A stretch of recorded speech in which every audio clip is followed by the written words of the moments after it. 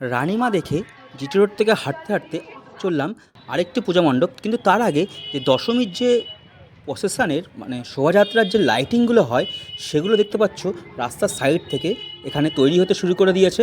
আর অসাধারণ লাইটগুলো এখানকার চন্দননগরে লাইট করে। যেতে যেতে আরেকটি পূজা মণ্ডপ দেখতে পাচ্ছ গোপালবাগে পূজা মণ্ডপ। এখানকার অসাধারণ একটা পূজা মণ্ডপ।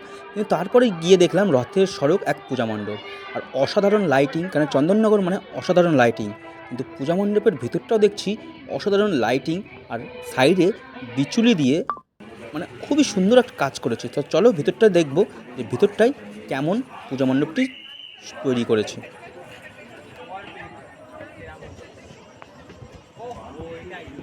ভিতরে ঢুকে মানে অসাধারণ এক পূজা মণ্ডপ।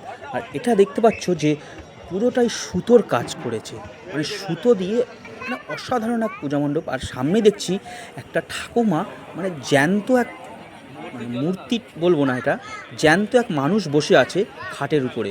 মানে এটা অসাধারণ এক পূজা মণ্ডপ তৈরি করেছে এই রথস্মারক পূজা মণ্ডপে। মানে ভিতরটায় খুবই সুন্দর এক কারুকার্য দিয়ে ভর্তি করেছে এই পূজা মণ্ডপের ভিতরটায়।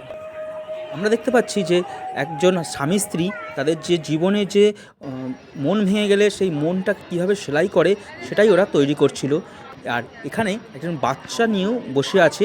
মানে অসাধারণ এক মূর্তি দিয়ে অনেক কিছু বোঝানোর চেষ্টা করেছে এই পূজা মণ্ডপে। আর তারই মাঝখানে আমাদের মা জগদ্ধাত্রী বিরাজমান করছে। মানে খুবই সুন্দর এক পূজা মণ্ডপ তৈরি করেছে। এখানে দেখছো তো একটা ভাই আর একটা দিদি রাখি বন্ধনে আবদ্ধ হচ্ছে এই রাখি পরিয়ে দিয়ে। আর এই জ্যান্ত যে ঠাকুমা বসে আছে, মানে এটা মূর্তি না, অসাধারণ এক জিনিস লাগছে। মানে অবিকল যে কেউ বসে আছে।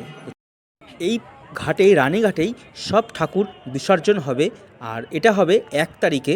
তোমরা জানো যে কত মানে ঠাকুর এখানে বিসর্জন হয়। আর বিসর্জন দিনে অবশ্যই তোমরা আসবে। দেখতে পাচ্ছ লঞ্চ ঘাটে খুবই